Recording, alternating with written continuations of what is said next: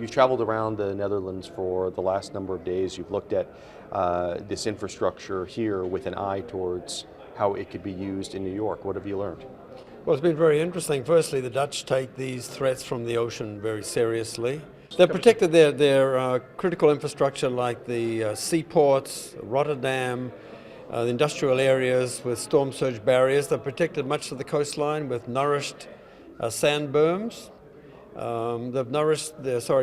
They've protected their national airport with sand dunes along the coast. The airport is actually below sea level, so there's been a wide combination of protection measures that have been very effective in protecting the Netherlands against the kind of storm that they experienced back in 1953. What do you think New York needs to have? Well, New York needs to think seriously about the kind of devastation that's happened, that we must never let that happen again. And so I think there needs to be some serious planning for the future, not just for the next 2, 3, or even 10 years, next 25, 50, or even 100 years. Do we want New York City to exist the way that we know it and we love it today? Or are we willing to have catastrophic storms like we experienced with Sandy? Coming to the Netherlands has made me more convinced that a regional solution, they talk about shortening their coastline. New York City has 520 miles of coastal area, much of which is bulkheaded. And that's a huge amount to try and protect against future hurricanes, winter nor'easters, and with climate change, rising sea level. So a regional approach seems to be the most efficient way of doing it. I think any barrier system from Sandy Hook to Breezy Point would have to be a multi-purpose structure, an elevated 6-lane interstate bypass of New York City, a rail link between northern New Jersey, Long Island, Kennedy Airport. That could be evaluated with marinas on the inside, the protected side, and all this could help not only pay for the structure, but give it a much more utilitarian purpose.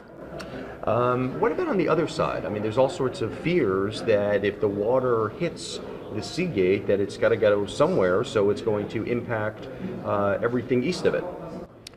I get this question asked me all the time, is by suddenly closing gates, that water that was going to pour into the harbor is going to slosh around and create more problems either end. Well, the way it works is that the barriers would be closed at local low tide when water's 6 feet down before the storm arrives. And so when the storm arrives with the surge that the wind blows with it, it doesn't really make any difference. There will be perhaps 3 inches extra height, but it won't be a catastrophic kind of a side wash that people worry about.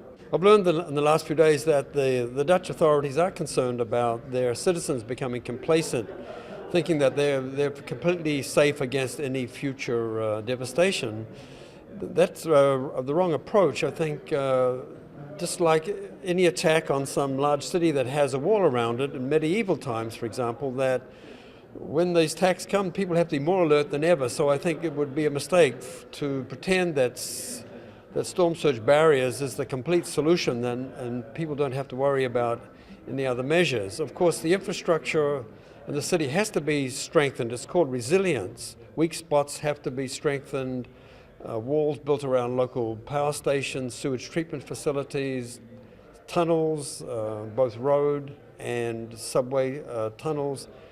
All that infrastructure has to be protected. So it has to be a multi-pronged attack. Tell us a little bit about what your relationship is when it comes to the planning of how the city responds to Sandy.